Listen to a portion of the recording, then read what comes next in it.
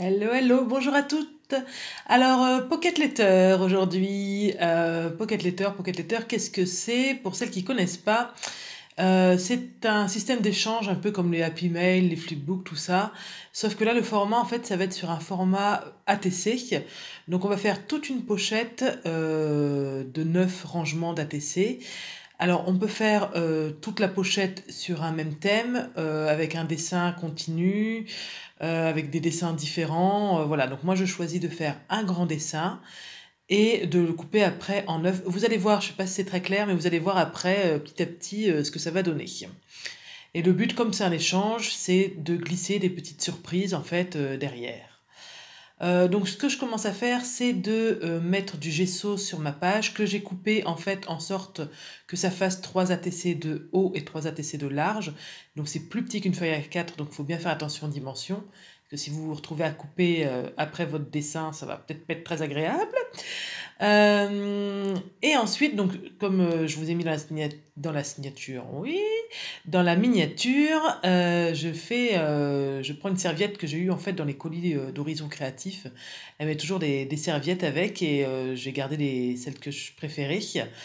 Et donc voilà, je vais me servir de ça parce que le thème de l'échange de la Pocket Letter que je fais, c'est l'arrivée du printemps. Donc je trouvais que celle-là, avec ce petit perroquet, ces petites fleurs, se prêtait au thème et surtout avec ses couleurs. Donc pour découper et sans faire un effet trop droit en fait, voilà, pour faire un effet diffus, voilà, je mouille bien généreusement en fait les bords là où je veux déchirer. Et voilà, comme ça fait vraiment un côté déchiré, ça fait pas... si j'avais coupé avec des ciseaux, en fait, ça aurait été plus net. Et si j'avais déchiré comme ça aurait été un peu trop aléatoire. Donc là, en plus, c'est très facile et très rapide. Je mouille un peu avec mon pinceau et après, ça vient tout seul. Ça reste bien sur là où j'ai mouillé. Ça déborde pas. Pour coller la serviette, je mets bien du vernicole dessous et dessus. C'est bien important. Il faut bien mettre sous la serviette et au-dessus de la serviette. Donc j'utilise la Créa Patch. Ouais, vous avez vu cet effet au montage? Ah, franchement là, j'avoue. Après du coup, j'ai failli faire ça pour tous mes produits. Je me suis dit non, non, j'ai juste voilà, je me sers de ce vernicole de chez Action. Bah, après il y a plein de marques, hein, vous prenez ce que vous voulez. Bien sûr, quand vous prenez votre serviette, il faut bien enlever. En fait, il y a plusieurs épaisseurs de serviette. Il y a une épaisseur blanche un peu sur le dessous. Celle-là, vous l'enlevez, hein, vous gardez que le dessin. Ensuite, une fois que ça a collé et que ça a séché, je viens mettre un peu de pâte de texture. Tadam! Deuxième effet au montage. C'est le dernier. J'ai fait. Enfin voilà, du coup je me perds. Voilà, non, de pâte de texture. Donc la mienne devient absolument transparente en séchant. Elle est blanche quand on la met, mais en séchant, elle devient transparente. Donc après, j'aurais pu la mélanger avec un peu de couleur, mais là, je voulais vraiment que ça soit les effets, en fait, vous voyez, je vais vraiment patouiller sur mon fond de page. Je vais mettre plein plein de choses. Donc voilà, c'est l'ensemble qui va créer un effet et non pas les choses individuellement. Donc je veux pas que ça soit trop mis en avant le côté pâte de texture. Donc je me sers de plusieurs pochoirs différents. Donc j'ai bien mis du gesso en fait avant sur ma feuille. Parce que donc là déjà on a eu du vernicole, on a eu de la pâte de texture, on va avoir des encres, de l'eau, donc c'est bien important de mettre du gesso parce que ça va vous permettre déjà de protéger votre page, ça va vous permettre de faire des mélanges de couleurs beaucoup plus facilement parce que le gesso c'est fait pour ça en fait, hein, c'est un après en fait, souvent on s'en sert aussi dans la peinture, ça permet voilà à l'encre de beaucoup plus travailler, de faire des effets, enfin ça facilite l'application des encres, de la peinture, des couleurs. Donc ensuite, bah, vous avez vu, hein, j'ai fait des tamponnages. Alors ce qui est très très long, euh, la, la réalisation en soi n'est pas très long, enfin n'est pas très longue, je me comprends. C'est long comme toute réalisation, mais en fait c'est très très long parce que bah, en fait on met le gesso, il faut que ça sèche. Ensuite, j'ai mis du vernicole pour la serviette. Il faut que ça sèche. Là, bah, vous voyez, je mets de l'encre jaune. Il faut que ça sèche. Après, je vais mettre une autre couleur. Donc, il faut bien que ça sèche entre deux, sinon les encres vont trop se mélanger et ça va rien donner. Et en fait, il y a des temps de séchage interminables. Et j'ai mis ah oui, c'est ça, la pâte de structure. Il a fallu que ça sèche entre deux. Donc c'est vrai que c'est ça qui est super long en fait, c'est les temps de séchage entre deux.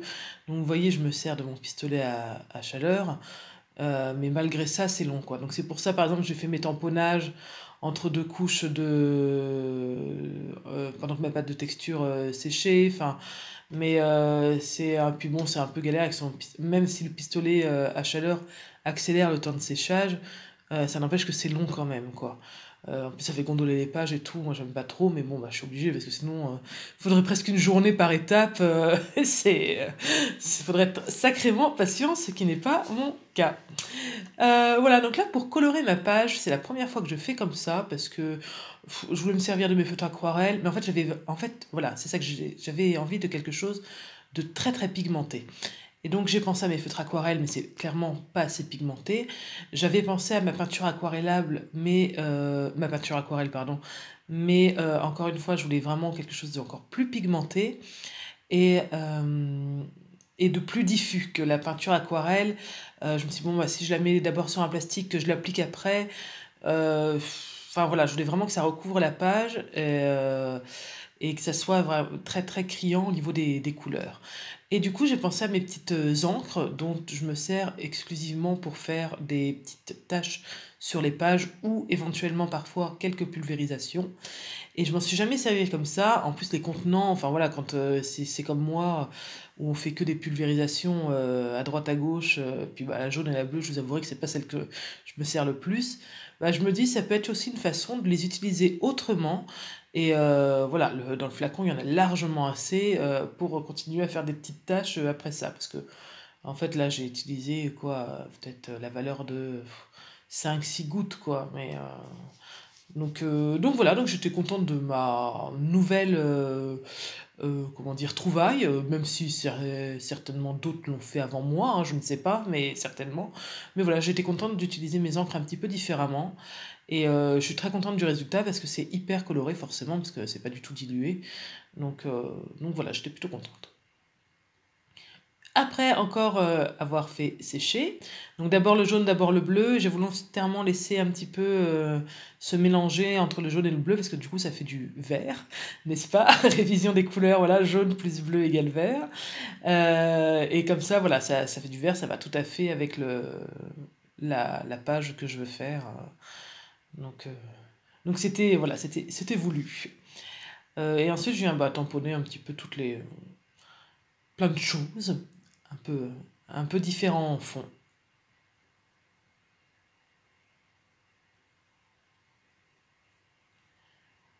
Donc, vous m'avez vu tamponner des petites fleurs que je suis venue détourer patiemment.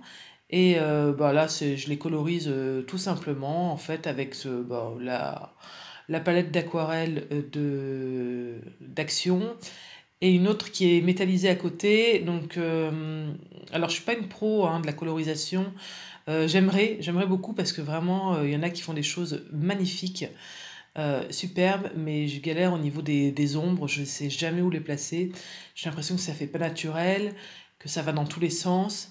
Donc, j'y travaille. Ça donne pas grand-chose comme résultat, mais en tout cas, l'intention est là. Faudrait peut-être que je regarde un peu plus de tutos là-dessus, en fait, vraiment là-dessus. Euh, Parce que ouais, je trouve ça vraiment joli quand c'est bien fait, ça donne vraiment une profondeur euh, au dessin et ça ajoute un vrai plus, quoi. Donc ouais, c'est quelque chose que j'aimerais bien travailler un peu plus. Donc voilà, à cette étape-là, je décide de couper ma page. Euh, ah oui, j'avais oublié de t'acheter d'encre noire un petit peu partout, mais c'est pas grave, ça je le fais une fois découpé, c'est pas très grave. Voilà, parce que là, je vais passer à la décoration des cartes de façon individuelle. Parce que là, par exemple, vous voyez, j'ai collé un gros alphabet et les lettres sont assez épaisses. Si j'avais pas coupé, j'aurais été fichu de coller une lettre en plein à l'endroit où il aurait fallu couper après, ça m'aurait vraiment bloqué. Donc c'est pas forcément évident de couper une fois qu'il y a du gesso, une fois qu'il y a des choses de coller. Il faut vraiment y aller doucement. Avec la guillotine, ça a été beaucoup plus facile qu'avec le massicot. Voilà, faut y aller doucement. Le massicot, bah, il y a des fois où j'ai fini au ciseau, ça faisait juste une marque, j'ai fini au ciseau. parce que bah, le problème c'est que je voulais pas trop abîmer ma lame non plus. Si voilà, à couper des choses comme ça, bah, la lame elle fait voilà, elle fait 2 découpes et faut la changer, donc bon, hein, voilà, voilà. Et du coup, voilà, après, du coup, je décore les cartes individuellement. Moi, voilà, je me dis que quitte à faire une pocket letter, autant que ça soit toutes les cartes qui aillent ensemble comme ça, et que l'ensemble fasse un dessin, si je puis dire. Mais après, c'est au choix de chacun. Ça pourrait très bien être 9 cartes différentes. Ça, c'est vraiment personnel. Mais voilà, moi, quand je fais des cartes différentes, bah, je préfère les échanger individuellement. Et là, bah, je préfère voilà, m'éclater à faire ça. Alors, j'ai vraiment adoré hein, Patouille, hein, c'est top. Hein, ça faisait longtemps que j'en avais fait de la patouille comme ça. Et du coup, derrière, j'ai fait 2-3 cartes en patouille. Alors, je ne vous ai pas filmé, hein, je les ai mis sur Facebook et Instagram. J'ai installé Instagram depuis peu de temps. Avec, alors, je suis vraiment un dinosaure, comme j'ai galéré. Enfin, installer, ça va, l'application, ça a été facile. Mais, oh mon Dieu, j'ai honte. Je vous le dis, mais j'ai honte. J'arrivais pas, en fait, à mettre une publication. Je trouvais pas les boutons, quoi. Et je me suis dit, mais c'est pas possible. Et en fait, et j'ai regardé un tuto pour savoir comment mettre une publication sur Instagram. Enfin, oh là là, en fait, il y a des petites vidéos qu'on peut faire. Et alors, j'arrivais à faire les petites vidéos, mais pas mettre juste une photo. Ou inversement. Enfin, oh là là, j'ai galéré. Je me suis dit, mais c'est pas possible. Enfin, je sais pas, j'ai l'impression que c'est instinctif pour tout le monde, mais alors moi, pas du tout. Hein. Je me rappelle déjà Facebook, j'avais galéré. Mais voilà, enfin bref, j'ai Instagram et donc je vous partage beaucoup plus de trucs là-dessus. Par contre, ça y est, maintenant que j'ai compris le truc, je trouve ça sympa parce qu'on peut vraiment y mettre des petits moments de la journée, des petites créations. Donc n'hésitez pas à aller me rejoindre. C'est carte Créa Family et entre carte et Créa Family, il y a le tiret bas. Voilà, si ça vous intéresse, sinon, bah tant pis. Voilà, bah, comme vous voyez, j'ai la petite visite de mon petit chat qui voilà, adore venir me voir sur le bureau. Euh, alors il profite parce que en fait normalement en général quand mon mari voit ça il me dit oui normalement ils n'ont pas le droit de monter sur les tables hein. Mais oh, j'ai pas le cœur à le virer, pauvre il vient me voir, je fais une petite caresse, ça me fait mal au cœur de le virer, pauvre bête. Donc voilà, ça me fait de la compagnie. Donc je vous le disais, le principe c'est un échange, donc derrière on met des petites surprises.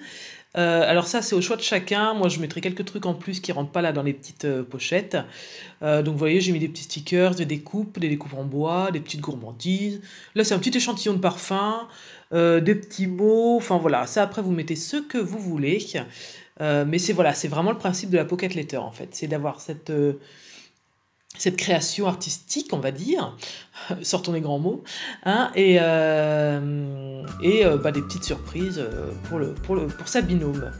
Voilà, et ben écoutez, je vous remercie encore une fois d'avoir regardé cette vidéo, je vous fais plein de bisous, et je vous dis à très bientôt, bye bye.